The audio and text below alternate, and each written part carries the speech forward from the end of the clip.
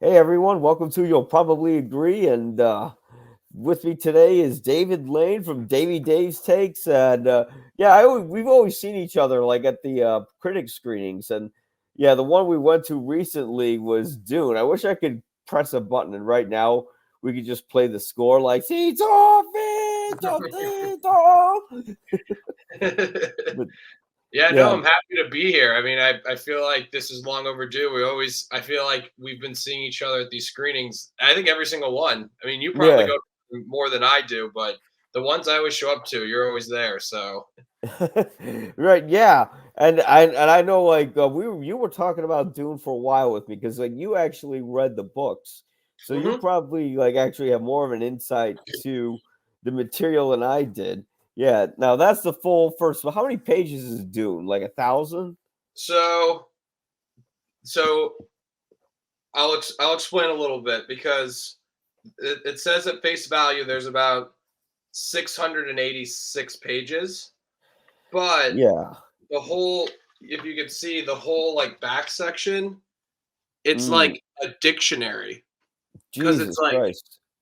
yeah, because there's so many things. Like that's the thing with Dune, and that's why I just love this world and everything about it. It's just like reading the book. There's so many little details, so many things you need to know, and it sometimes gets so daunting when you're reading the book. They'll be like, "Oh, this person used this thing," and you're like, "What is that?" You literally have to go in the back of the book like a dictionary and look it up. And Yeah. I just appreciate that type of world building when people make something like that. So yes, I was very excited for part two. I read part one. So I read the book when I after I saw part one. I never read the book before I saw part one. I saw part one, loved it, and I was like, I should do justice to the source material. It's like celebrated. I think people say it's like the most important science fiction novel ever, or something like that.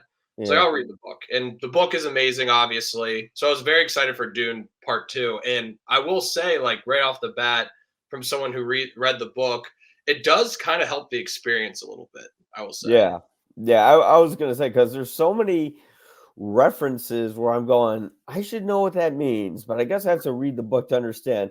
But it never like frustrated me as a viewer. It kind of left me interested in what was going on.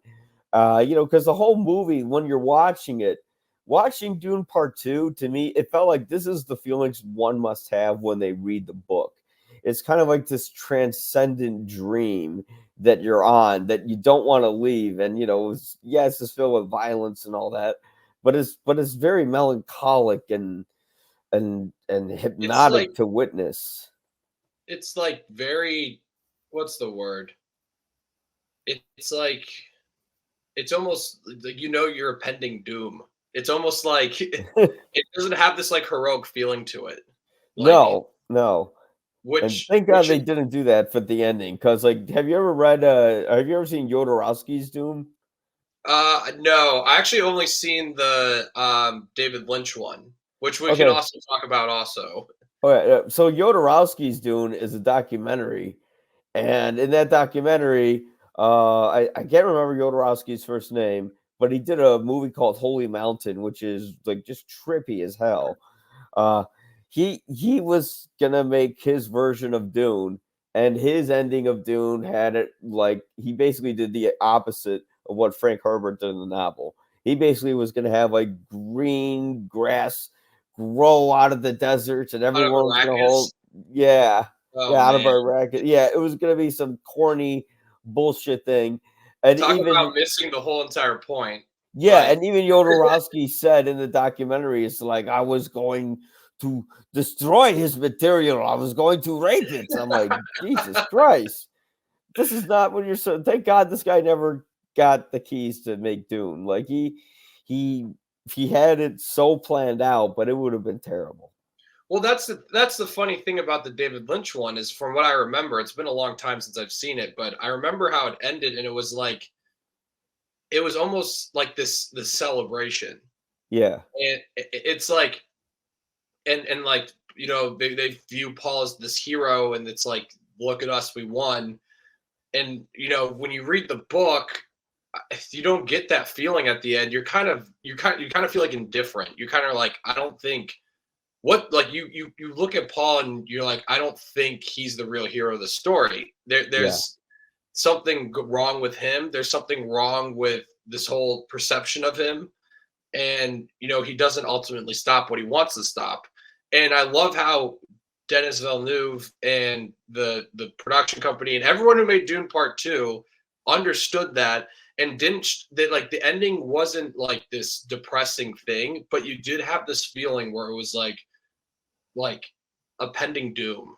Like, this right. isn't this isn't a necessarily a good thing that they won the battle at the end. Right.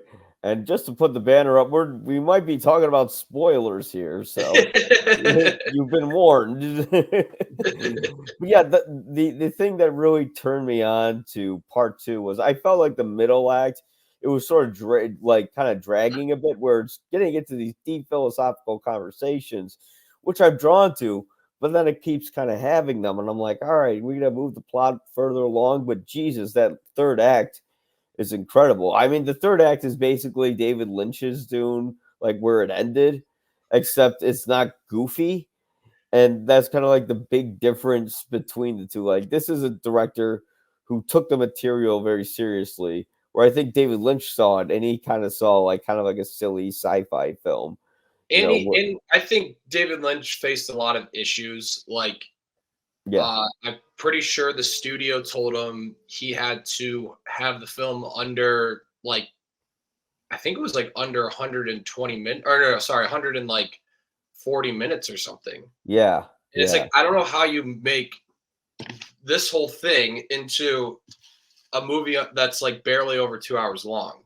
yeah. Like, No, you can't do it. Like the new Dune Part One and Part Two. Now that film is over five. Like, if you combine the one, it's over 5 hours long, and there's still so much that they just didn't include from the book. Like, there's so Yeah, much, and I think they smartly picked what would work, what wouldn't work.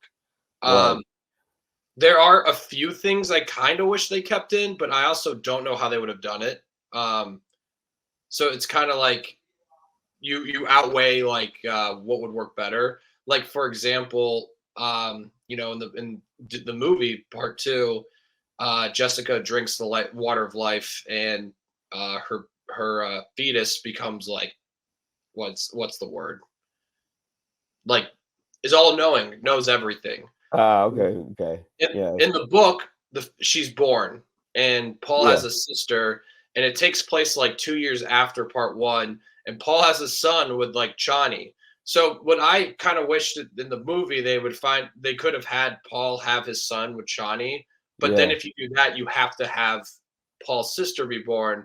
And if you've seen the David Lynch version, like, that just runs into a lot of issues because it just comes off as very bizarre, like Paul's yeah, little sister. Yeah, so yeah.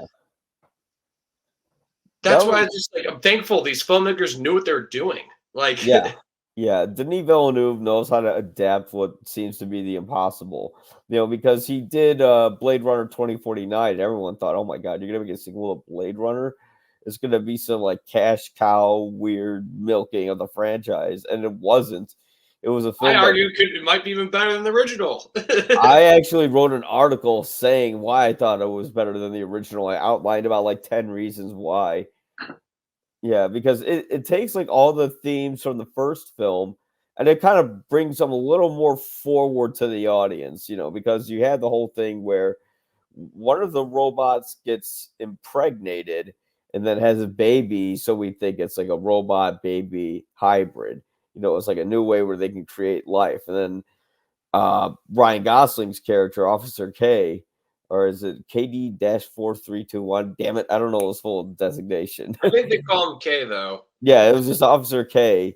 He thinks he's the baby. He thinks he's the kid at some point, and then he kind of questions his own sort of morality because up front he's a replicant. They don't try to hide it like they did with Harrison Ford's character.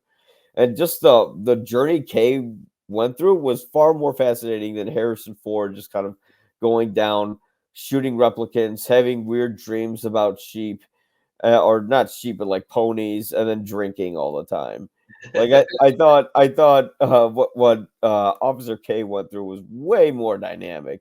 But yeah, it Mm. was amazing that they made a sequel to Blade Runner, and it was even like I think a lot of people think it's better, and it's also a movie that people it bombed like the first one, but it ended up getting a huge fan base. And I knew we got a huge fan base because eventually Honest Trailers did a trailer on it. I'm like, okay, well, if it's that popular, then it reached, that sort of height. But yeah, I'm surprised they gave Denis Villeneuve the keys to do Dune. And thank God he got to make it because, like, I don't think anyone else could have done it in the style he did it. Well, I Because, think.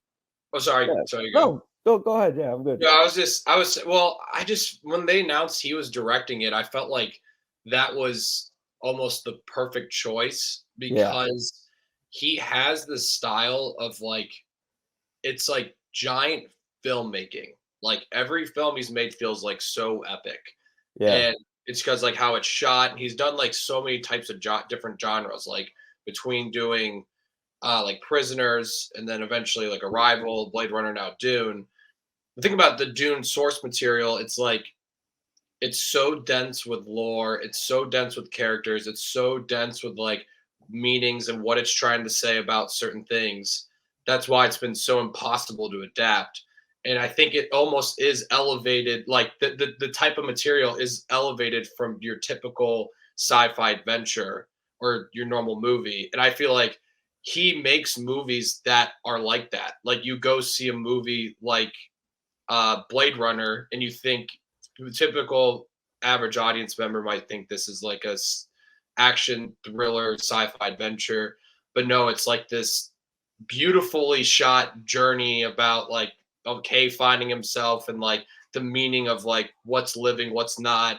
And it just feels like a smart, elevated, typical blockbuster that you would see. And that's yeah, what I feel like the whole story of Dune is about. So almost like him picking up this project was like a match made in heaven. And the fact that like he's said a million times he's like the biggest fan of the books. So yeah, like it's important to him. He even said before he made part one, he's like, if I will not make a Doom movie unless you make me do it, like split into two halves. And yeah. that's the funny thing. Part one came out and they didn't even announce part two. They didn't even greenlight it. They had to see if part one did well. If it didn't do well, they wouldn't have made part two. Yeah, it would have been like the ending of Super Mario Brothers from like '93, where they're like, "Come on, we're going on another adventure." No, we're not. Like, but no, the movie. I don't think you could have gotten a better guy to do it. I think the guy who made Blade Runner 2049 and Arrival, and like you said, he did like Sicario, he did Uh-huh. Prisoners, like very different kind of movies. He knows how to thrill an audience and He build knows how to tension. adapt. Like Yeah, he knows how to take that dense material and make it into two films that actually interest audiences beyond the people who just read the books. Because I've never really had like an interest to read the book, just because I remember I'm like, well, they made a goofy movie based off it, so how is it any better than that? And people are like, well, you got to read it. I'm like, well, it's the size of the Bible. I don't want to read that thing. You know, but I eventually I'll get to it. But I think this is a great way to kind of get audiences into the film and into the whole Dune franchise. And I think it's also they're going to spawn miniseries after this. They're going. I think that's what they have a deal with HBO with, that they're going to make like a miniseries. One of them is based on one of the Bene Jesuits. Am I saying that right? Bene Gesserit or I think Jesuit? Benny Gesserit. Yeah, the Benny Gesserits. Yeah, okay. So they're gonna make like a mini series of the Benny Gesserit and stuff like that. And I think this is just a stepping stone. I think that when I saw the end of this film, it's like yes, it felt like an ending, but it felt like Lord of the Rings, The Two Towers, where there's not a beginning or an ending. There's just a middle, and this kind of felt like a middle act with a finality to it, because in the end, Yeah. you get everything that happened in Lynch's film, and you're like, okay, great. But you also can see through Paul's behavior, you're like, oh, this is going to lead to something real bad. If he Well, becomes a giant human slash sandworm hybrid like he is in Doom Eternal, not Doom Eternal, I think in Doom Eternal, of Dune Messiah, That would be a huge thing. Yep. Yeah, so that's the thing. It's like I think how Dune the book ends, and then the Dune Part Two. I agree. It seems like there's more to be told, but at the same time, if that was just a story, I do think that's just like a fascinating, great ending to be like the Holy War started. Yeah. Uh, Paul's visions were correct, but he didn't really do anything. He didn't really, stop it as much as he wanted to. He picked all the wrong decisions to stop the Holy War, and and that's why I think it's like fascinating the whole message of Dune. Like Frank Herbert said, he his what we want people to get out of the book and the books in general is just like Mhm. people's like blind faith into like leaders or Yes. like Yes. Yeah. charismatic people. Um, and Paul, he has this crazy ability where he can like see many different futures and figure out like what's happening. But he almost uses it like the way he uses it, he takes advantage of it and for his own good, for revenge, and that eventually leads into a holy war. And that's why I think I'm curious to see what audience think that like are going to go into Doom Part Two thinking it's just like this giant battle, like Lord of the Rings, Star Wars style. Yeah. No. Uh, No. It's not. and then at the end, they're like, "Wait, I think Paul's not a good guy." Like, Yeah. Yeah. Yeah, that's what made the movie work. That's what made it stand out for me. Because otherwise, it's like it's a film that stylistically it was a little odd at one point. Like when we get to the whole gladiator sequence, like with oh, Fade the Ruka. Harkonnen planet. Yeah, yeah, that was that. I thought that was in Iraqis. No, that was in the Harkonnen planet where I they're think it doing was at the. the Harkonnen planet. Okay, yeah, Because I don't remember if it was in the book, but like that style of filming where it's like it's the black sun and then it's like black and white. yeah, I think that's yeah. supposed to be on the Harkonnen planet. Okay, yeah. I don't know why they switched to black and white. That was an odd choice I thought it because kind of looked cool. Like it looked cool, but it yeah, was like, why are we in black and white now? Like they could have kept it in color. And we got it, but man, Austin Butler's character though, as how do you say his name? Fade Faye Rutha. Rotha, I Yeah, think. Fade Rotha. I didn't expect Butler to be as disgusting and intimidating as he was, and not just in the makeup. Like, yeah, the makeup's great. You can kind of tell they put a ball cap on him, but outside of that, the makeup was real great. He kind of reminded me of Tim Burton's Penguin, where he just has like blood coming out of his mouth, and he was kind of terrifying, especially his voice, the voice that he used. Like It's Austin almost like Butler has a real talent for voices. He did a great Elvis where it didn't just feel like an impersonation.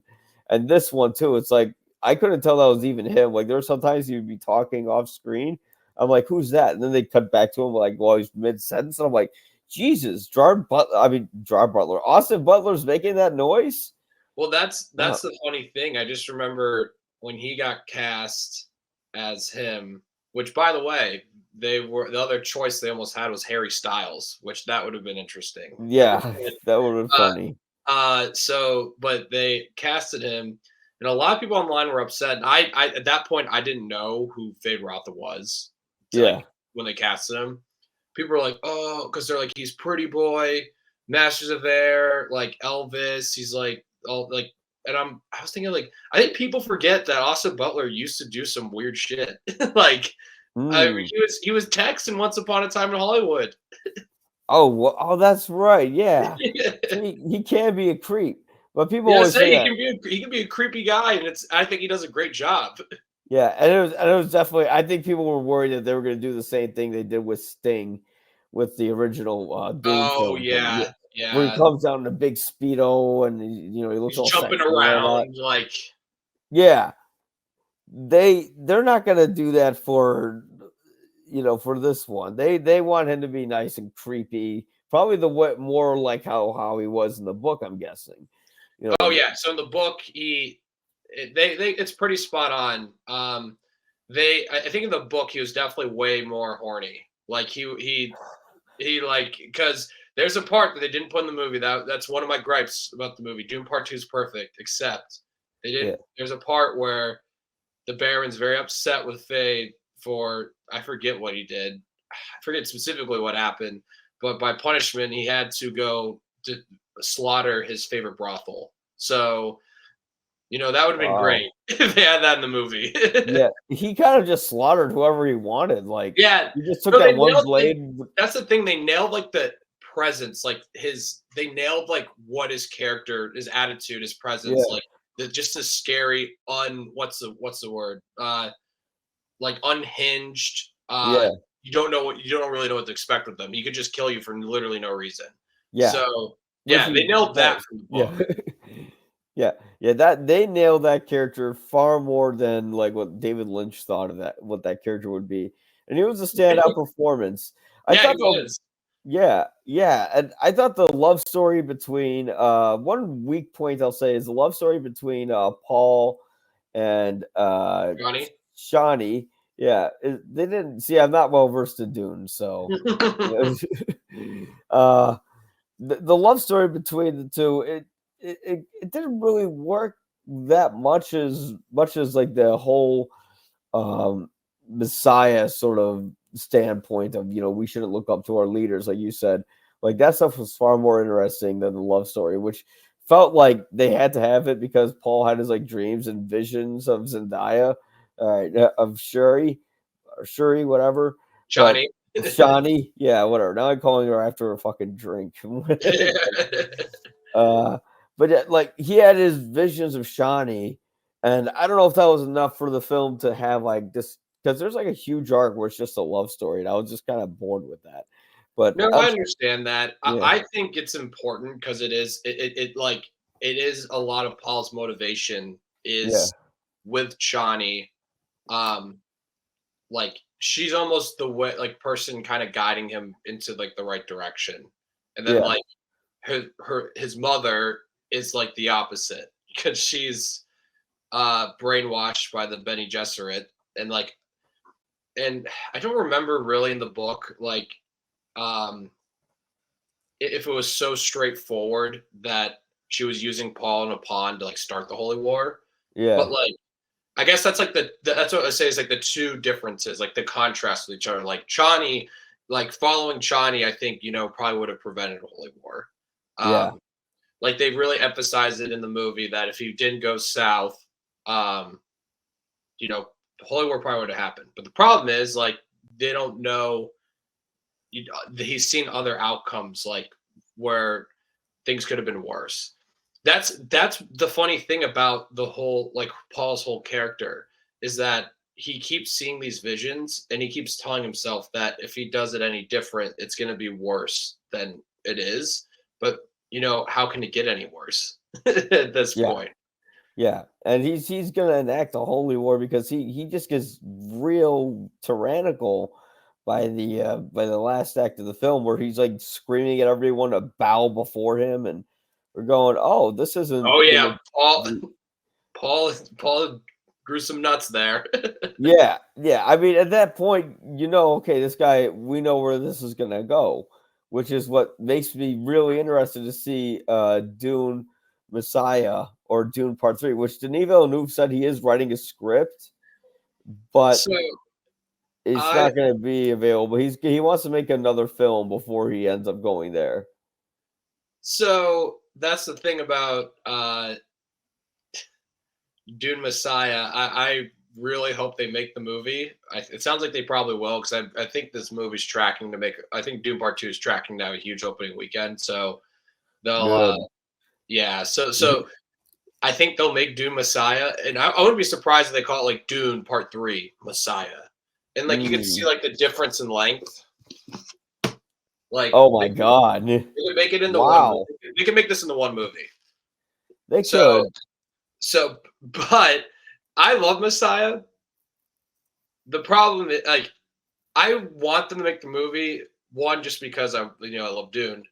The second big reason, close to being my number one reason, is I just want to see the general audience reaction to the story because it is so fucking bizarre. It is not your traditional sequel. It's so weird, and maybe that's why I love it so much. And like I don't really want to say much about it because it would maybe spoil. Like even the first like 5 pages, you're like, wait, what the hell? So like um it's that Dune Messiah is really interesting in like Paul's character and like kind of where he's at.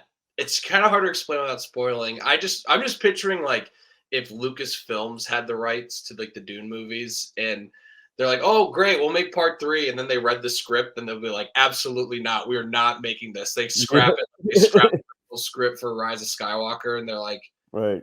"We're going to bring back Baron Harkonnen somehow. We're going to Yeah, just bring somehow Harkonnen returned. yeah, Yeah. somehow Harkonnen return. We're going to bring him back. We're not making Messiah." Yeah, I mean, Star Wars is kind of fucked with Disney, but at the same time, like they're starting to make some good stuff. Like I think Bad Batch season 2 is pretty. It's just pretty good. It's going to lead to a very depressing finale, which I hope happens. I won't say what it is, but you might hear the words "You may fire when ready."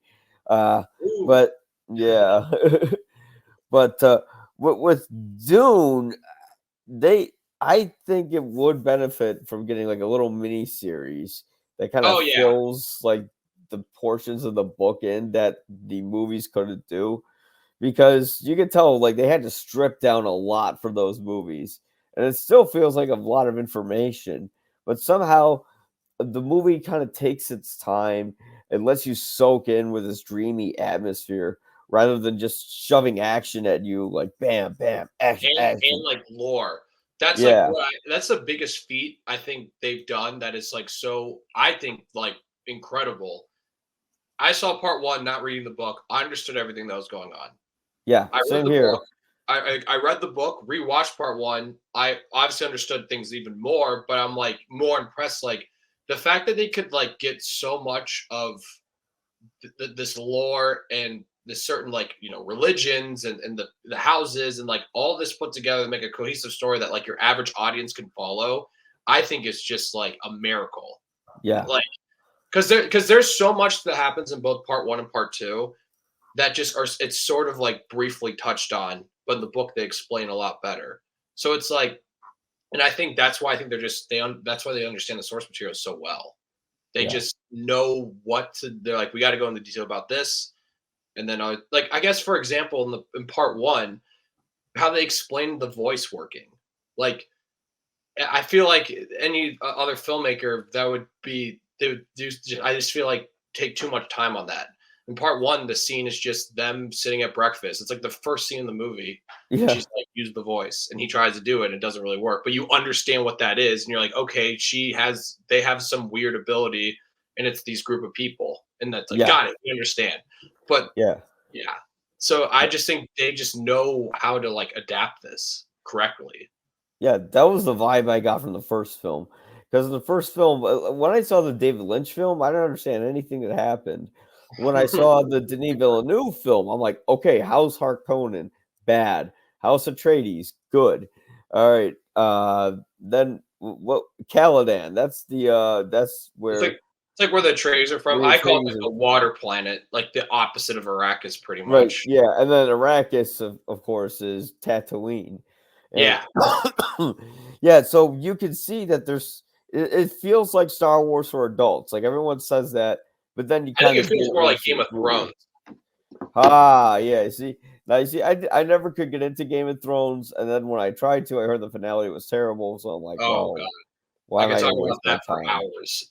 Yeah, they real I think George R. Martin just tossed him an idea of what he think it would be like the ending would be like, just to see the audience's reaction. And if they hated it, he'd Just just gonna change write it. something different. Yeah. Let's give him too much credit because then that means he has to finish the books because I think he's never going to.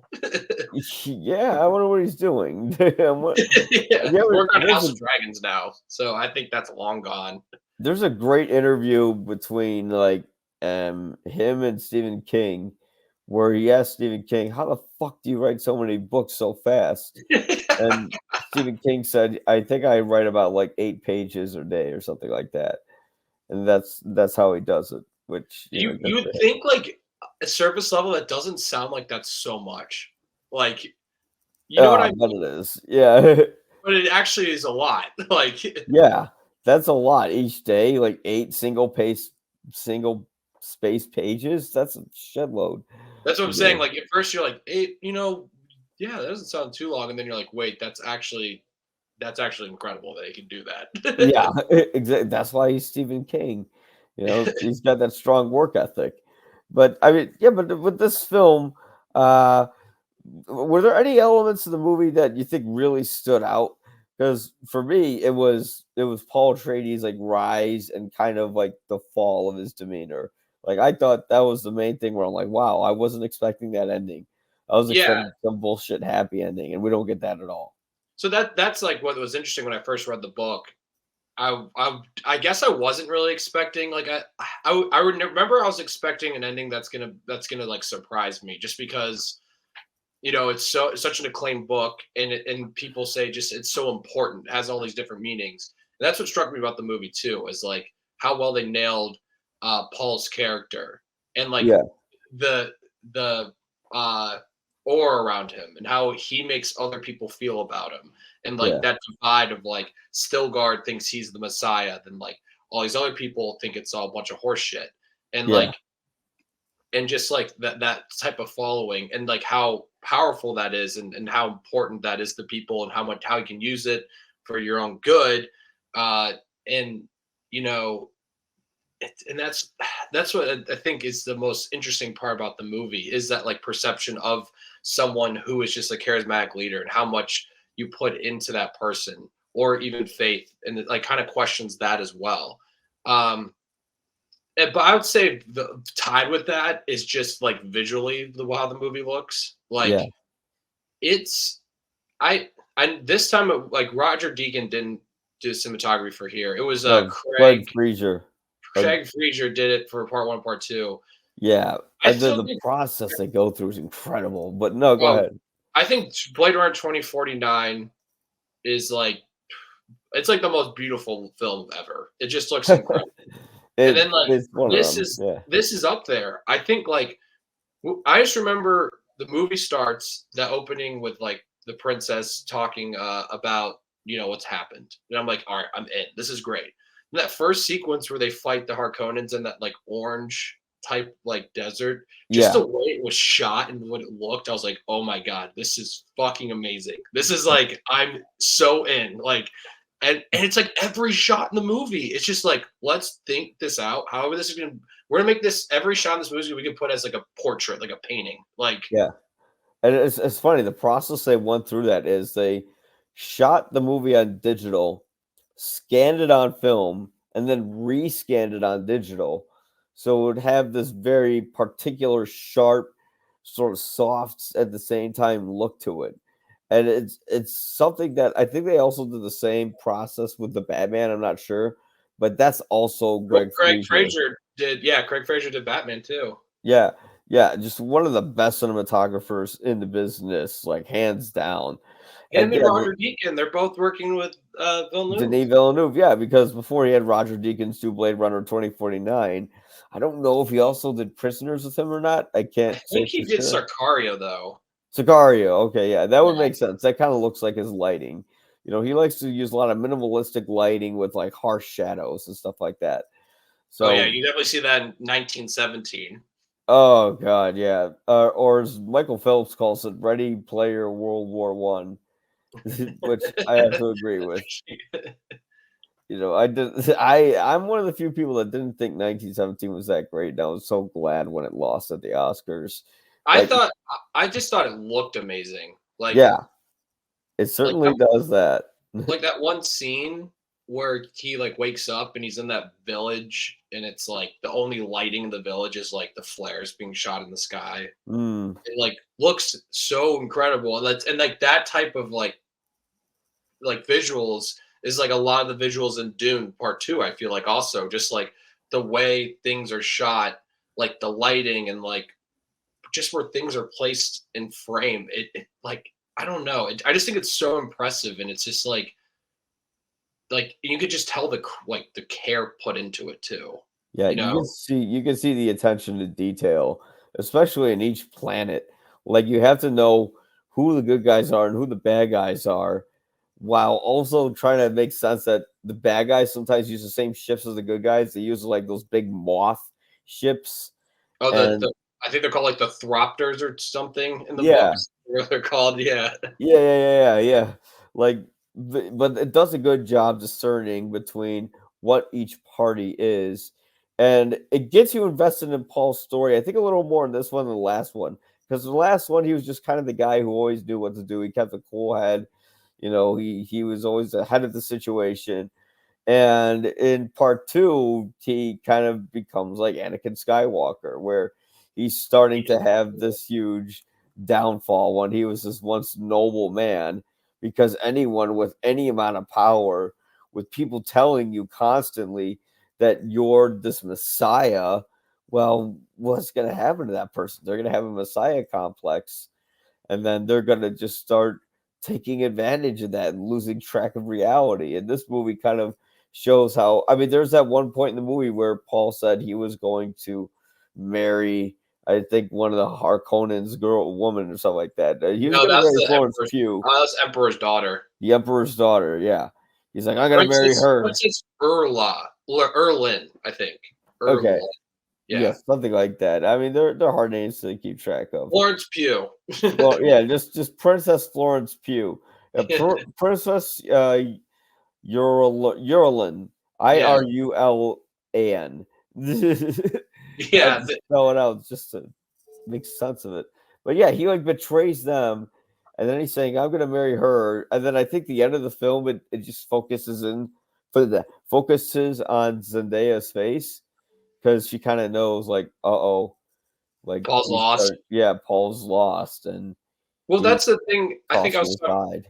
That's the thing I was talking to you about when the movie was over. Was that's the thing a little bit different from the book is he kind of he says he was going to marry the princess, and then he like reassures the Chani like Yeah, you're still my like you're still my person. Like it's yeah, not.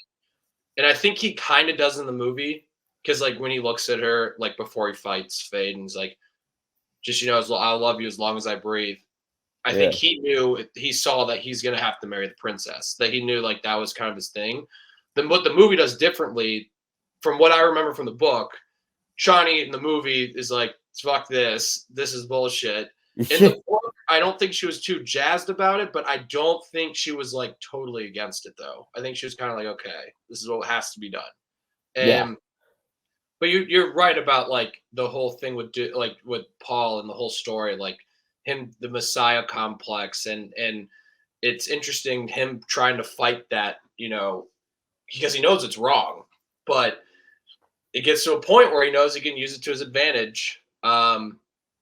And it's like, and we've been saying they just understand like that sort of tone. Like I just remember that scene where he goes up on top of the rock and he says like "Long live the fighters," yeah, and like, a normal filmmaker would make that like the Ride of the Rohirrim type like yeah, epic. Let's get pumped up, yeah. But like the way Hans Zimmer's score is and like the tone, it's almost like scary. It's like this isn't good that yeah, he's doing this. yeah, Yeah. yeah, and it's much more faithful to the book. It's not the happy ending, and I think that those are the best kind of movies when you don't get the happy ending.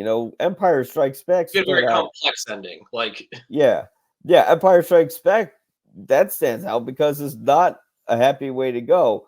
And of course, when they make Return of the Jedi, they just kind of just went back to the first film and just made the stuff that makes it work again. They're like, okay, just bring them a Death Star again, and then we'll have cute teddy bears as well, for the kids. But I digress on that. Dune Part Two, it has a lot going on, but it never feels overwhelming. oh And yeah. that's the main thing, because Denis Villeneuve knows how to cherry pick the little details from the book, make it into a narrative. And of course, if you want to see more, maybe there'll be some mini series that you can check out that'll fill in a lot of the holes that you don't understand. But I mean, Denis Villeneuve is one of the luckiest guys on the planet. Blade Runner 2049 bombed, but he still was given the chance by Warner Brothers to make Dune. And I'm then, shocked Warner Brothers, like the way Warner Brothers have been acting lately, I am yeah, shocked. that they've been all on board for this. Yeah, like I mean, after canceling Batgirl and all that, you think, Yeah, yeah, these guys would have, but they still invested in him. And then right when Dune's about to come out, COVID happens, so they had to like push back the date. But then when they finally released it, I think they released it in theaters for like a couple weeks, and it and was then on it came up. Max, like directly the Mac HBO Max. Like, Oh, it went directly. Yeah, and I'll tell you something. I watched the first one on HBO Max recently. That is no way to experience that film. The no, I have a home theater set up, and you get the full 5.1. It's not 7.1. It's an old 5.1 off like an old Harman Kardon receiver, and I had to crank the volume up to like -6 just so I could actually hear what the hell was going on in the movie. So the audio output is terrible, and you need good audio when you see Dune. And of course, you have a pixelated image when it comes to streaming. So the best way to see it at home is you get a physical copy of it, because it wasn't a pleasant experience trying to see it through streaming. But they put it yeah, directly there because they needed the returns, and it worked out. And Denis Villeneuve got to make part two, which, yeah, I mean, it doesn't feel like a conclusion, but at the same time, it does. You that's what I'm know, saying. yeah, Like if they just decide not to make Messiah, I feel like this is like a fascinating ending. It's like yeah, they united Arrakis and everyone's free, but like the Holy War started, and like what Paul's trying to prevent is like it has happened, and that I just think that would be, I think, a fine way just to end the series if they don't make Messiah. But like, I want Messiah though. yeah. Like, I mean, I just think it don't would be. turn. I'm sorry. Oh, sorry, no, I said it'd be interesting if they made Messiah and made this into a trilogy. I think it'd be really interesting. Yeah, I wonder if they're gonna turn Paul into a giant sandworm. That would be amazing. How does he become a sandworm? Like, is it just like his head, like on the top of the body, and then the rest is just the big worm?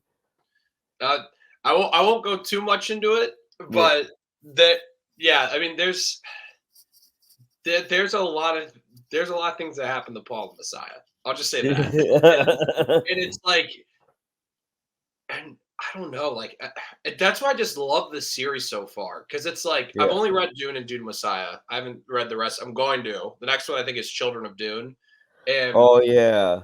it's I just like the series so much because it's like you have this giant world, this giant universe of like houses. It does have a Star Wars feeling to it, but it's, I think, more Game of Thrones because of the houses, the Yeah. political scheming, and that type of stuff.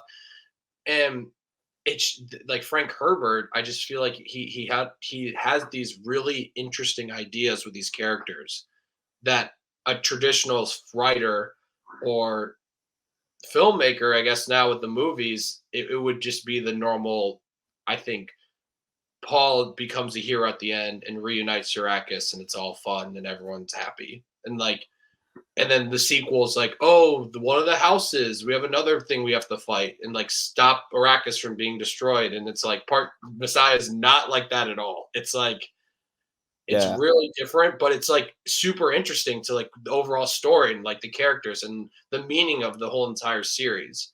Um, but yeah, I don't know. And I like that you said that they knew how to cherry pick things from the books. That's spot on, because I think Yeah. like it's just like even these little scenes. The scene where Fade Rotha is fighting in the ring. Yeah. There's a whole conversation going on in one of the like booths with the girl that Fade Rotha eventually talks to in the hallway. She's like with her husband, and then they're talking to the Bene Gesserit and Baron Harkonnen, and it's like a whole conversation that Mm. it's important for the book, but in the movie, the context of the movie, it was fine. Like, you get the idea. They kind Yeah. of like really shortened that, and the, I mean, there's so much more I could like go into. Like, there's a whole subplot about like in the part one, they took it out, how there was a letter sent to them saying that Lady Jessica is the one that's going to try and kill the Duke, but it's like a false letter from the Harkonnens, and the Duke doesn't believe it. Paul doesn't believe it. Like, no one believes it, but like Gurney believes it, and a few other people believe it. So when Gurney finally sees Lady Jessica again in part 2, he tries to kill her. Like there's like a lot of things that get Wow. completely left out. Yeah. Yeah, woo. Yeah, they didn't have that in there at all. That would have been interesting if they had that. I feel like all of a sudden, yeah, he tried to kill Lady Jessica. You Yeah, know, because it's like there was a whole thing like a lot. So you said like part 1, Paul's not really in it. In part 1 in the book, Paul's in it, but it is really mostly centered around the Duke. Cause and there is this like a pending doom because they kind of know something's up. And um and they're kind of like trying to figure out who it's gonna be. Like there's a whole sequence in the book that's not in the movie of them all at this giant dinner party. And there's like smugglers there's like the guild that are in charge of spice trade. There's all these people there, and they're like knowing someone in the room is gonna betray them, and they don't know who it is. Like Duncan Idaho shows up, he's wasted. People get really upset with him. Like I could there's see Duck and Idaho. I could see Jason Momoa showing up like that, like, "Hey, what's up?" And my man. my man, Uh, Paltries, you got some muscle on you now. but yeah, that's like it's like those little things that they removed that I think is interesting because it is, I think, smartly done. Those are the things you kind of have to take out. Um, but then there are random things that like I wish they could have kept in, but they couldn't. Like I said before, I wish they could have found a way to keep Paul's son in it, but there's no way to do that. For people who don't know, if they didn't read the book, Paul and Chani have a son, and then the one scene, because I'm assuming you've seen the movie at this point, spoilers, where they attack the siege, where all the freemen or furmen are gathered. His Paul and Chani's son get killed in the middle of the fire, and it's like this big deal. And it's like honestly, one of the reasons Paul wants more revenge too. But like I said, if Yeah, you do that though, you have to have uh Aaliyah born, which is Paul's sister, and that could have been really confusing and maybe yeah. it looked really weird. So Yeah, that's probably why they left him out of the movie. It sounds like it's a lot of building the audience up once a climax has already happened. It's like Return of the King. Although that movie has a million endings, like it doesn't do what the book does, where like after they destroy the ring and everyone's free, the orcs go down to the Shire. That they're about to, and they basically like enslave the hobbits, and then Frodo and everyone has to save them and then they leave. It's like that would have been way too much after the really way big too much. climax. Yeah. So they end up going home, but they don't feel like they're home because everything is different. And that's much more sweet and it works. Dune Yeah. is like that, where it's like there's these huge parts of the book that you just can't put in because you're going to ruin the movie. You got to find a central plot, a central theme that someone's grabbing onto. And that theme was Paul wanting to obtain power because he's been That's the taught whole by, point. yeah, because that's the whole point of the film. And of course, what happens to those who get power? They abuse it. But the whole point of the movie stays focused on Paul, and it kind of like you could see why he ends up getting a huge ego because everyone's telling him he's this messiah and this and that, and he is writing sand words at the same time. So he ends up he ends up becoming more of a dictator than anything, and that's what makes the movie work. Is that it's not totally predictable and where you're going to see the House Harkonnen get destroyed and then everyone's going to be free. So I'm glad the movie did that. I'm glad it wasn't just, and in terms of quality, it's one of the best science fiction films/films I've seen in a while. The Oh yeah. cinematography is gorgeous. The production design is incredible. And the sound design, holy shit. The Whenever sound design is that when that sandworm started to come up, like my ass was shaking. It was amazing, no, you that's know? it's those little details that it just like it all comes together so perfect. Like Yeah. how it's shot, the production, the performances, the way they cherry pick the right things from the book, the script, that how like the just the look of it, Hans Zimmer's score to sound design, it just all comes together for it really feels like this euphoric, epic science fiction experience that like I said in my review, when you're watching it and then you like kind of process it, it feels so elevated from like anything we've seen. Like it Yeah. really feels like an experience, like an epic just story that clearly is like understood how it needs to be told. Yeah. Yeah, and I mean, there's no other way to see this movie than in a theater. If you're streaming it, you haven't seen the movie, You have to you see know? it in theaters. Yeah. And it has like a it, like not as much action, but it has like this Lord of the Rings feeling to it, like just the epic scope of it. Yeah. Like And it doesn't and it's not just epic for the sake of being epic. You know, it they just had is. yeah, Yeah, it just it just is. it just is. It's a huge story. I mean, one thing I'll say about Dune more than Star Wars is like Dune only has like 4 or 5 planets. I don't know how many, but Arrakis is like the main focus. Like Star Wars, it's way more planets. Although they do return to Tatooine a lot, and people have gotten tired of that. That's all that they gotta go. They're like then Force Awakens. They're like they fooled everyone. They're like it's not Tatooine, it's Jakku, and Yeah, everyone's like, all right, well it's still pretty much Tatooine. It's yeah, the it's same like thing. it's just another sand planet. Oh, look, another force planet, but it's not Endor, it's another one. Like, yeah, okay. Sure, guys. You ran out of ideas for planets. We get it. But at least with Dune, that the Arrakis is kind of a fascinating planet. You know how they have to and how they tie religion into the movie too is As I really was unique. saying, your perception of faith and Yeah, like like the fact that like Stilgar, they do that well in the book that's in the movie. Or sorry, other way around. They do it well in the movie that's in the book of like their perception of Paul. Like in the book, they'll be like Paul will say like someone's about to arrive, and then someone walks in the door, and all like the people are like, "Oh, you? How do you know that? How do you know he's gonna walk through the door?" And it's like sometimes it's like any common person might be able to predict that or whatever. Like when he says, "I'm not a messiah, guys," like blah blah blah, and then it cuts to Stilgar talking to the other firm, and he's like, "He's so humble. Look at him. Like he's yeah, perfect." It's like that. It's like literally in the book. Anything Paul does, they're like, "Oh my gosh! Like what a hero! What a god!" yeah. And And we have that a it's an lot interesting too. take of like perception of what you think of someone who's like that charismatic and like that larger than life figure. They can do no wrong. Yeah. I will say that Timothy Chalamet, I don't buy him as a messiah. You know, he's just yeah, I like I his think he's good brooding. for the for what it is. It's almost like he's kind of a fraud. So it's almost like Huh, huh. Yeah. Is he a fraud or I don't know. No, there is no messiah. That's the whole point. There is no such that's what I'm thing as saying. a Like messiah. he's kind of a fraud in the sense that there isn't really a Messiah. Yeah.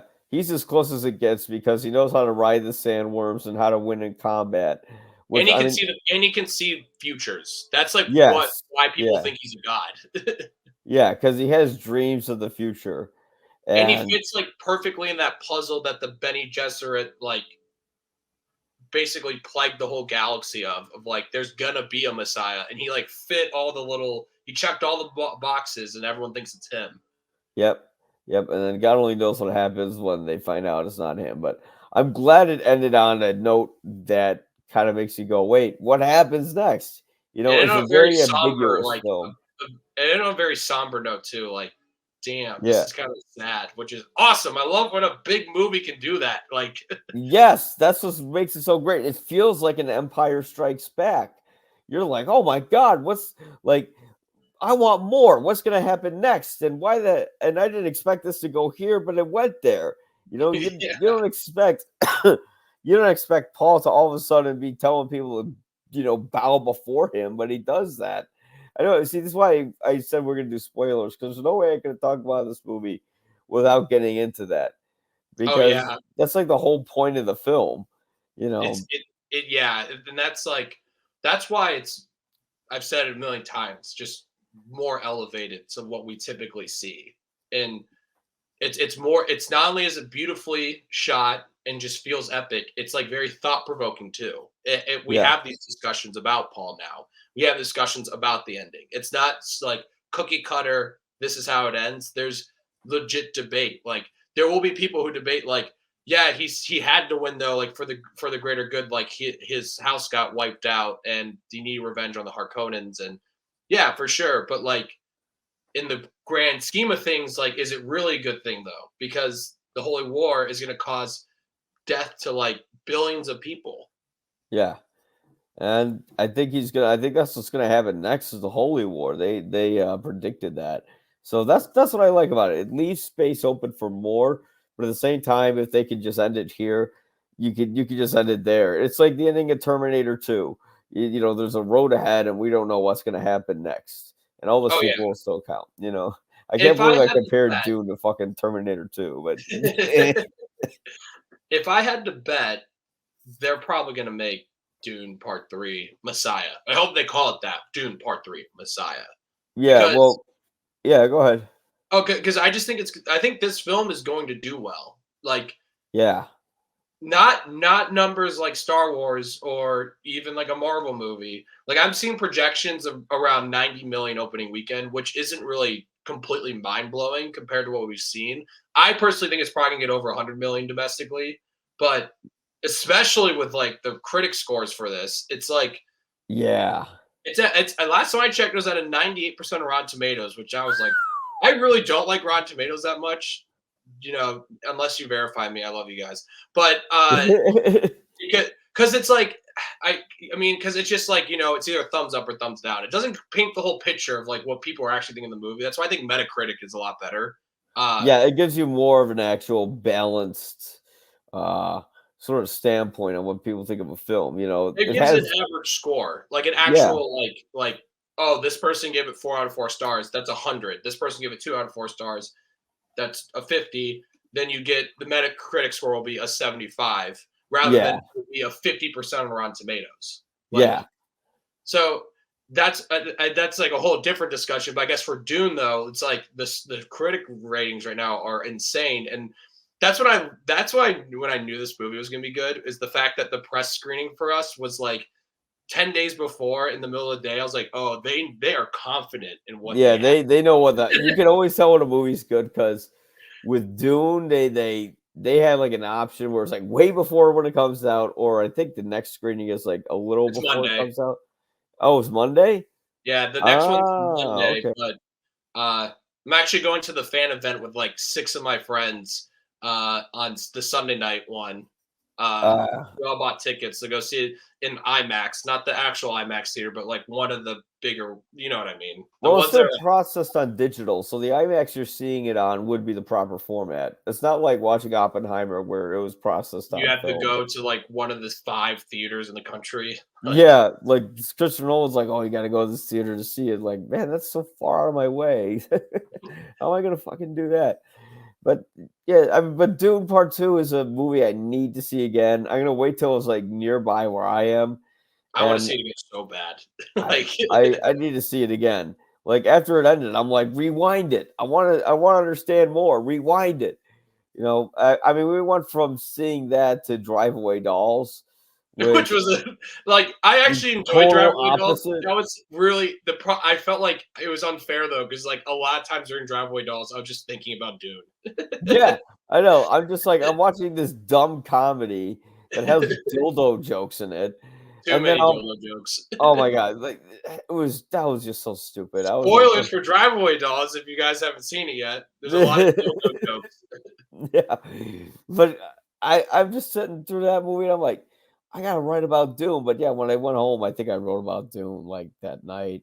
Well, But you oof, could see it clearly. I'm filming both of my reviews that night. You can see it clearly emphasized Dune. Like my Dune review was like 7 minutes long, and then my yeah, Driveway Dolls was like 3 minutes long. yeah, I feel bad because I actually thought Driveway Dolls was kind of fun, but yeah, it really like that's another reason why I was considering just going to the one the next day so that I could give it yeah, more. Uh, but no, yeah, I just think I said in my review. I feel like Dune is just like a real accomplishment, like a real achievement. And I do hate when people say that, but I really think it is, considering how hard it is to adapt something like this and then like make it work for a general audience and like everyone seems to like it. Like even part 1 has great user scores and it's literally half of a movie. Like yeah, yeah. Yeah, I mean, that movie just left you open to like what the hell is going to happen in the second one, but it was still gratifying enough.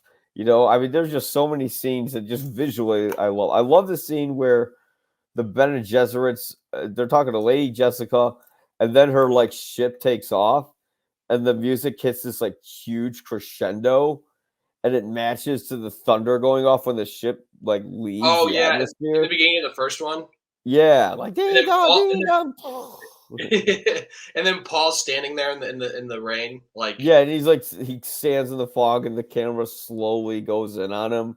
I'm just like, God he's damn it, so it's so good at good. those types of like in part two when the one where Rabin goes or Dave Bautista goes to try and attack the Fremen, Y- and it's like this foggy, like dusty atmosphere, and his Yeah, men are being picked off one by one, and it's like that whole sequence kind of reminded me of Blade Runner 2049 when Gosling's first walking into Vegas, like yeah, had yeah. that same type of feeling, and yeah, and that's like I don't know. I'm glad this exists because it just shows that there can be like timeless movies made. Like there are times where I just recently it's been really reassuring with movies like Oppenheimer and like Yeah, um it's because it was getting to the point where I was getting really just exhausted with some of the things that have been coming out, and this just shows we can get like this experience that feels uh like it's going to be timeless and stick with you. It feels elevated than what we normally see, and it's like that's just why I'm like that's why I say it's like an achievement. It's just really interesting to me. Like I know people are gonna find this movie boring. People thought Doom Part One was boring. I think yeah, some people might go into this thinking it is Star Wars or some space battles or something like that, but it's a really a story about your perception in leaders, yeah, uh, in charismatic people, but it's just set in this like galactic Game of Thrones, Star Wars like setting. yeah. I don't. I think I couldn't have said it better myself. It's Star Wars politics, where the politics are interesting because it's mostly involved with fighting. And The people are like a bunch of brutes. You have to like win an armed combat that's what in I order to. also another sweet thing they do. It's Yeah, awesome. It's a great idea.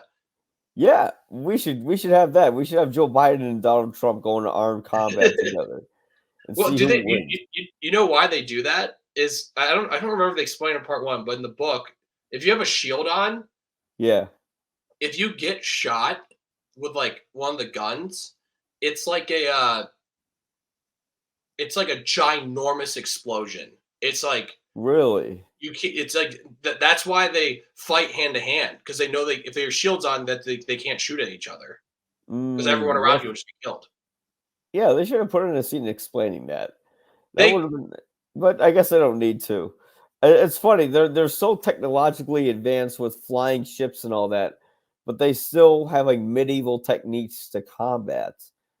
So, that's why I think it's super interesting because yeah, like it's almost like they've gone so far, but there's certain things that they had to like kind of revert back to. yeah. I'm explaining it very bad, but like that's No, pretty much no, just I you get it. that's kind of what you get. It's like you can't use shields because like you can't use guns because if someone has a shield, pretty much everyone's screwed. But Yeah, uh, and that's kind of why and the Furmen don't use shields, so it's like uh, that's why. I mean, that's also something they kind of explain in part one, but in the books, like the Fremen are like the best fighters in the galaxy, pretty much. Like what do you remember what the name of the army that the Emperor like let Harkonnens have in part one? no, They're like I couldn't the tell you. Star or something. I'm Like not I can sure what the visualize the word. I'm just not very bad at phonics. yeah. No, I honestly cannot remember the name. I know there's like three houses. There's the Harkonnens, there's the Atreides, Atreides. and then the third one I don't remember the name of. It's like I think there's five total, oh but wow. Yeah. they only really focus on Atreides, Harkonnen, and then like the overall Emperor. Because like the Emperor's Yeah. scheme, he doesn't like the Atreides because they're like too charismatic, so he wants to wipe them out. Yeah. Um, and he's just going to use the Harkonnens because they're scumbags that do it. Um, and yeah, so like, and that's the whole scheme is like they don't want he doesn't want the other houses to find out that he did that because they'll be really upset. Yeah, you want to keep that secret. But that's the way it goes with power struggles. It's a Dune Part 2 is definitely a sequel that doesn't feel like a regular blockbuster. This feels like a movie that was made with a lot of love, from the score to the cinematography. Oh god, the score, by the way, Hans Zimmer's score, still knocks it out of the park. It I plays said a in my lot. review, it's one of the best he's ever done. Well, he won the Oscar for the first film And for this that. one's way, I think this one's way better. I love the first one. I think this one's even better. Like, Yeah, it's a little more personal. The I don't know what the one track is that I was listening to, but it sounded great. Well, yeah, there's a, this move. there's a I'm, theme that like he made for Paul and Chani that like perfectly, I think, nails the tone of like the tragedy of like Paul Atreides, like the charismatic figure, but also like you know the darker side of him. yeah. They always play it whenever Chani and Paul are like talking and stuff, and it's like it's pretty much like the new. I think the new theme of the story. Um, it's the music that plays in the newest trailer too. But Oh, yeah, yes, that's right. And they play like a kind of trailerized version of it, but yeah, and it's the there's same like this theme. techno version of it too. It's like I don't know. It's great. It's amazing. It is. It's amazing what they do with trailers, But I mean, I with this film, it looks like Denis Villeneuve does want to do a part three. And if I can actually pull down my webcam, you can see here, not that. Yeah, but Denis Villeneuve says Dune 3 script is ready, is almost finished, but for my mental sanity, I might do something else in between. So I'm going to guess we will get a Dune Messiah, but that won't be until like 5, 6 years from now. Oh God. Well, I mean, I'll say one thing about Dune Messiah. Um, that like it when I was saying like the first 5 pages, it takes place 12 years after the Dune movie. It's where it starts. 12 years later. So Okay, so we got to make everyone look 12 years older. that's what I'm saying. They could wait if they wanted to. But that's kind of my point. Is like I feel like a typical writer would be like, oh, 2 years later, the Atreides have Arrakis and someone's trying to fight. It's like Yeah. 12 years later, and the opening thing is like, yeah, there's been like 60 billion people dead. It's like, oh my god, Wow. it's already happened. Like the Holy He War's happened. Like he's he's not he has not saved shit. yeah, he didn't do anything. That's actually fuck. I want to see that movie so bad now. Yeah, It's it's just that's the same, torture. and it's all about like Paul and these other. It's so weird and like it barely has it's any action in it. It's all about like these conversations about Paul's perception of things, and it's fascinating. But like I said, it's definitely a sequel that people are gonna be like, "What the fuck did I just watch?" Uh-oh. Yeah. Because yeah, but no, Villeneuve says he has part three filled out, but or he should say it's not a part three. This actually ended, I think, after this movie. It felt like a little fast of an ending. I'm just like, wait, they just had to do arm to arm, hand to hand combat between two people, and that's how we ended up getting the house back. They didn't all just kill each other and try to get to it. Okay, Yeah, whatever. it's how it ends in the book. It's like Yeah, it's yeah, funny. and The book, the action scenes are like very brief. Like they don't really like when they storm the castle or the yeah. Emperor's ship. That's like 2 paragraphs long. Huh. It's like Wow. the vermin come out of they're riding sandworms, and I'm like, wait, they're already in the. I'm like, that was really quick. Yeah, yeah, that No, is. I always hate it when books do that. When they linger on with things that aren't that important. They're like, oh, by the way, all this shit happened. Anyways, as he approached the grass, thinking of his love, and then like, ah, yeah. fuck. Well, that's so like that. So like the ending in the movie does feel like the book, where it is just in that room, and it's all these. There's some conversations they took out, like the Mentant character. I would just Google Dune Part One Mentant. And you'll see the character I'm talking about. I forget his name. MENT. How is it again? Mentant. Mentana? I don't see anything on him. Let me see. I'll pull something up. But he's like if you remember from part one, he was like Duke's like aide, basically. Like whatever he's like, how far are we from this? And his like eyes go white, and he gives him like the exact calculation. Oh, that guy. Yeah. He's in a lot of So movies, that guy. yeah, so he's not in part two, but in the book, he survives the initial battle from part one, Yeah. but then he becomes the Baron's like aide, and because he gets like kidnapped pretty much, and he has no choice, and uh the Baron's like poisoning him throughout the rest of the film or the rest of the book, and the only way he lives is if he like keeps taking this antidote. And at the end of the book, when they're all in this like face off in the room, he's there, and he actually has like a pretty meaningful conversation with Paul for like a brief second, and then he Hmm. dies because he doesn't take the antidote. Ah, wow. That's So amazing. that's another thing I kind of wish they kept in, but also I don't know how they would have been able to just cut Yeah, how back and would you forth fit it from in there? here with the Baron and stuff. It wouldn't have really like it would have slowed things down completely. Yeah, it's funny how we talk about how this movie is long and epic, but really, it's like even with its length, it feels like it could have added more. They But could have I added think an it extra added, hour to this movie probably from yeah. the And if they did, I think you would exhaust the audience and they'd want to go home. Denis Villeneuve isn't like Martin Scorsese, where he's going to make like a 3 hour film where it's very repetitive and goes over the same thing again and again and again. I liked Killers of the Flower Moon, but I didn't love it because it just kind of kept going to killing after killing after killing without propelling the story forward. But I mean, with Dune, it another book doesn't I read feel like, too. yeah. With Dune Part Two, it doesn't feel like it's lingering. Like maybe in a little bit in the middle act is lingering with some of the love story, but most of it, you're pretty much engaged the whole way through because it's not your typical blockbuster. It's something that feels like it came from a fan, but it's not like a fan film. It Yeah. feels like a genuine work of art that it was adapted from something. Like if you want to talk about something that felt like a fan film, The Force Awakens felt like a fan film. You know, The Last Jedi felt like a film from a guy who hated Star Wars, and then Rise of Skywalker is a movie that was made for the fans, but by people who didn't understand the material. But That was I think whereas Skywalker was just a big corporate schlock fest of they clearly didn't understand what they were doing.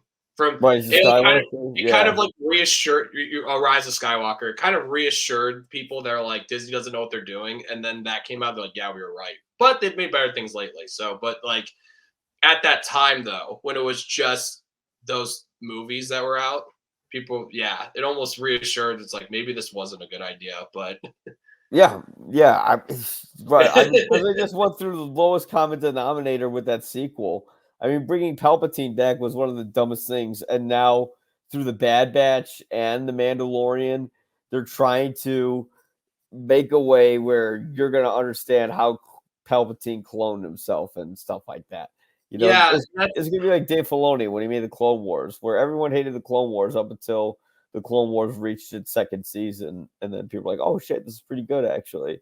I guess but for me the difference is like when I don't really like the prequels that much. I like Revenge of the Sith, but Yeah, it's like that whole part of the Clone Wars. There was an interesting story there that I just feel like George Lucas just didn't explore because yep, there you could like expand on Anakin slowly turning, yeah, but like with here, if you're gonna like give more breadcrumbs of what happened, how Palpatine came back, for me, who's a fan of Star Wars, I personally don't really care. I'm like, this is clearly a mistake that you guys were kind of just like covering your ass for, trying to like make it make sense. Because like what in the Mandalorian when they were kind of going into like, oh, they're cloning, and I'm like, are they trying to explain Palpatine? I'm like, no, just make the Mandalorian its own story. I don't care. He came yeah, back, fine, fuck it. yeah. And then the Mandalorian ended up focusing the way they did the cloning thing with Mandalorian was ridiculous. You just found out it was like Moff Gideon wanted to Yeah, clone himself, and you're like, oh really? Whatever. But it's probably. somehow that'll I lead think to they're probably foreshadowing that's supposed to be the Palpatine too. But yeah, exactly. It's all foreshadowing. That's what Dave Filoni's doing. He's Star Wars' janitor. Someone writes garbage, he cleans up the garbage by writing something cool around it, like the Clone Wars, where it actually fleshed out Anakin Skywalker and Obi-Wan Kenobi and all. Did they flesh out Padme? No, not that much, but they did flesh out Anakin and Obi-Wan in that see, that's like show. that's what I've always said about the prequels. I feel like they should have not made Phantom Menace. Make Episode One Attack of the Clones, and Yeah, figure out a way to make it better because I don't think it's a good movie. And then make yeah, Episode Two like 2.5 2 hour 2 hour movie. Like I know it's hard. The Clone Wars series had a lot go into it, so it's almost like you can't make it that into just a single movie. But I'm saying like kind of write it originally, make that like 2.5 hour movie, the Clone Wars, and focus on like Anakin, Obi-Wan, and like these things happening through the Clone Wars, and you can like give those little breadcrumbs when Anakin might be going a little crazy, and then make Revenge of the Sith. I don't know. I feel yeah. that's what should have done. You can Like, start it in the middle of the Clone Wars. You don't have to see how the Clone Wars happened, and you can yeah, see that's how even he's that a too. leader. Yeah, I don't. just I like don't actually. I don't mind starting before the Clone Wars because it would be like, oh, this is the time of like peace for a little bit, and then the Clone yeah, Wars happen. yeah, But yeah, yeah. Or it could happen in the same movie, you know. exactly, But yeah. So I don't know. It's fun. It's funny. I actually kind of like the Phantom Menace a little bit. I like the world building that it does. I like what it introduces because it doesn't feel like your regular Star Wars film.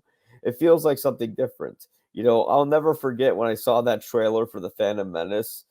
I was like, wow, this is something completely different and unique. Like, what are these robots? Who are these like people with a big? You know, they were Gungans. I don't know what they were called at the time. Like, who are these guys? What's the, you know? You see Naboo with a big wide shot, just showing a gorgeous landscape of the planet. You have Aquarius. Uh, you have Venice. You have Atlantis, or not Atlantis. You have Metropolis. You have all these amazing big worlds that wasn't possible to make before, and they did it in this one film. And if the script was just good, it could have been an amazing film.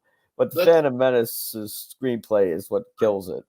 yeah. That's like that's why I give credit to the prequels after seeing the sequel trilogy. It's like at least like he had a cohesive like no, I'm not even going to say cohesive story. The story's still all over the place, but he clearly just wanted to be like Anakin's here at Episode One. By the end of Episode Three, he'll be Darth Vader. So he clearly Yeah, had like a plan, and it does feel different from the original trilogy, but it still feels like it's in the same universe. That's why I give him credit for the prequel trilogy. But like I said, I Phantom Menace I just think is just plagued with a lot of issues, and Attack of the Clones probably my second least favorite Star Wars film. yeah. Uh, Is Rise of Skywalker the worst one? yes, Yeah, I can't. I literally can't watch Rise of Skywalker. It's different with like Phantom Menace and Attack of the Clones because it's like I don't think they're good movies, but at least they like the intent. Like there was intent there to like tell a Star Wars story. Rise of yeah, Skywalker just literally feels like here's a laundry list of things to try and make fans happy again. Let's just make this corporate bullshit and like yeah. Bring back Palpatine. You know, bring in more starships. Just have people ride. Well, there was that ridiculous scene where they're like riding on like this whatever horses. space horses, yeah, on the ship. You're like, what the fuck are they doing? And of course, like Palpatine unleashes super lightning in the sky that ends. That breaks the sound system. Yeah, yeah, just yeah. He ends up having his own dubstep. It's ridiculous. Oh God, but you know, I mean, that's why I see Doom Part Two, and I'm like, geez, this is something that's not made from a corporate entity like Star Wars. You can tell that Warner Brothers gave Denis Villeneuve full creative reign on it, and he produced something that is marvelous. And I think it's a movie that people won't forget after it comes out.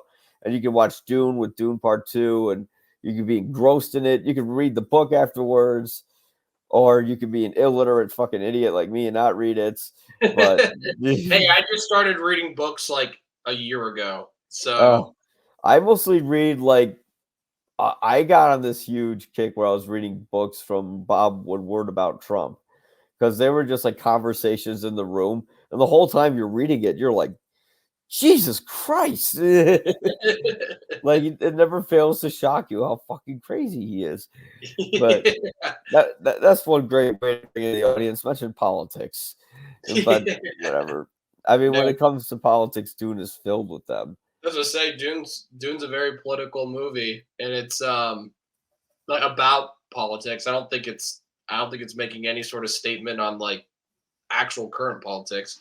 It's just saying, like I mean, I've said it a few times now. It's just like the overall theme that Frank Herbert said. It's about just be careful of blindly following charismatic leaders, and that's why it's interesting to me. It's why the whole story in this movie I just find like way more interesting. Even though like people will be like, "Oh, the movie's slow," because I know people are gonna say that when it comes out, it's boring. But I just find it Yeah, even I like that it's slow though. It lets exactly. you take it takes its time But the when you're watching visuals it.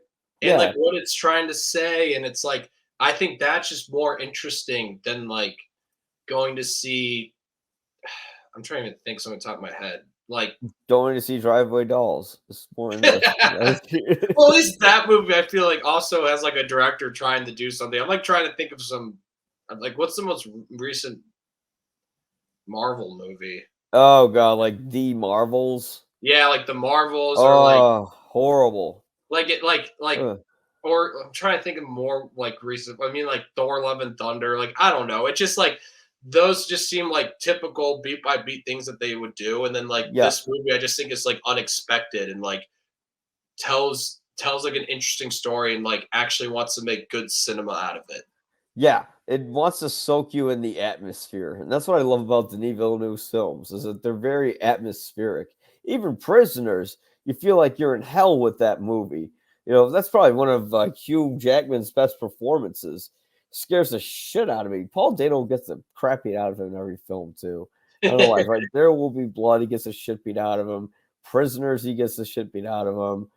I think there's another movie where he gets the shit beat out of him, but I'm not sure what it is. I just rewatched The Sopranos with my girlfriend, and he's in Oh, it kind of a yeah. lot. Who? Paul Dano. He's in The Sopranos? Yeah, he's in it like a decent amount. He's one of AJ's friends. Oh, shit. Does he get beat Yeah, up in it? and he talks about like picking up chicks and stuff, and it's so weird because it's Paul Dano. That is weird because now he's a dad. You know, it's weird. All these people I see who are famous are like now parents and shit like that. I'm like, oh Oh, and god.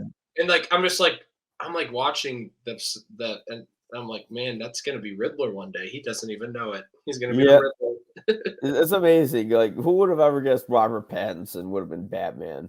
You And know? do a great job. Yeah, do a real good job. Like that. Woo. It was funny. They went off of his audition tape, and the audition tape wasn't that great from what I saw on the DVD or the Blu-ray. Oh, 4K really? extras. I wonder Yeah, why I still picked him then. I don't know. He just kind of whispered like this. I'm like, all right, but he did a better job of the movie when it came out. But yeah, but we'll wrap it up here about Dune though, because I actually have to take a sandworm somewhere. But yeah, there they are, the two Bibles. Two Read them. Bibles. They even like this one. It's funny because when you order this, it's like this big old thing. Like I don't know. Like there's a picture of like the first movie poster. It's like Oh, nice. it has all this shit in it. Like and then Dune Messiah, the ending of the book. It's not like that. The book just ends. That's it. No And poster for you. it's funny. So like when I read Dune, I'm not gonna lie, since it's so dense with lore and stuff, there are times I'm like, what the fuck did I just read? After each chapter, I would go in the Spark Notes just to make sure I didn't miss anything, you know? Like, Yeah. just make sure I didn't miss anything. Dune Messiah has no Spark Notes. No one's Oh, made a summary of it online, so you just kind of have to trust yourself. Jesus Christ. I love a book that also has a dictionary I have to memorize. That just sounds like a lot of fun. Yeah, no, actually that reminds me. You know when there's Paul speaking Fremen, like Yeah. apparently that's not like, you know how like Lord of the Rings, someone made a whole Elvish language, like a Yeah, real one. I guess yeah, that Fremen language is something Denis Villeneuve made. I didn't know that. I could be really. so wrong. Someone could fact Yeah, check me. If I'm wrong, just don't let me know. I don't care. If that's I'm one. right, just let me know. I'll appreciate that. But That's one thing I forgot about. They like a huge majority of like the first half of the film. They're not even speaking English. They're speaking like Fremen for like a big portion of it. which kind of helps. I'm not gonna lie, because since there's so many random like titles of things and like how people are named and that type of stuff, uh, it almost helps to see the title of it like visually. Yeah, Like yeah, I when I rewatched Dune Part One after reading the book, I put subtitles on, and there are just so many things I picked up on because I'm like, oh yeah, that is what they're talking about. When I first watched the movie, I didn't pick up on that. yeah, yeah, yeah.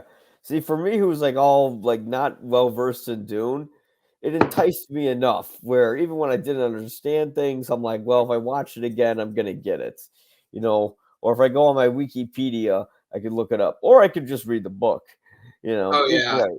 or But read the book and then read the spark notes because you're nervous you might didn't pick up on something. yeah, which would probably be a lot of things. But to wrap it up, I think we can both recommend Dune Part Two. I think Oh, is it better than absolutely. the first one? I I think it is. Yeah, I'd have to see it again to determine that. I think it was about as good, but I think uh, for me, part two, just the most interesting parts about Dune for me is what part two is mostly about. The yeah, what we said about like, a Messiah. Is he the Messiah, a false Messiah? And that kind of idea and theme. That's kind of in part one, but part one's mostly about world building. That's why I love part one, because of the world building and getting us on Arrakis and that type of stuff. But I think like part two propels you into like the real meat of the story, yeah, what it's really trying to say. yeah. I think Part Two is sort of like the character development of Paul that we wanted to see in Part One, because they don't really develop much about him other than he's like a young man who is Lost going to everything. yeah, Like who loses everything, and in Part Two we see how he kind of copes with that, and he's coming of age, he rises from it, but then you're like, wait, this is not good. yeah, exactly. Well, and even his own mother is prepping him up to be the next Messiah, and there's no way to leave. There's no out for him. But in this one, we see what all that feeding of information, accolades do to somebody, Oh and yeah. the result isn't pretty, and it's probably just going to get worse in Dune Messiah. But for now, Dune Part Two, I think it's a satisfying ending to the Dune films. It's a miracle that it got made, and thank God it did. I'm expecting more for Denis Villeneuve, and I can't wait for this to be available on home video too. So Warner Brothers, if you want to send me a copy, I'll happily review your 4K copy of Dune Part Two. I hope it Yeah. comes with a Blu-ray because Blu-rays have better surround sound when it does. Yeah, no, I can't recommend Dune Part Two enough. I've already said in my review. I think it's a real achievement. Um, I think it does have that epic Lord of the Rings feeling to it, and it feels like a smarter version of a science fiction film that we typically see, with clearly people who understand the source material and want to make sure it does its justice.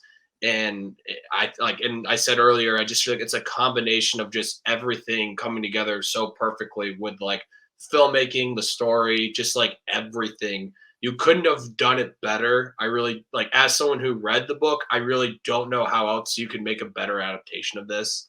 Yeah, There's obviously some people are going to nitpick a certain things, but that's the point of adaptations, though. Like, it's not going to be exactly the same. And yeah, I think this one, like, you probably can't do any better. Um, like, and yeah, I mean, this I just love this film so much. I think it actually is like perfect. It's an early front runner for me right now to win movie of the year for Davy Dave's Dave's Wow. movie of the year. It's a front runner right now. Obviously, it's March.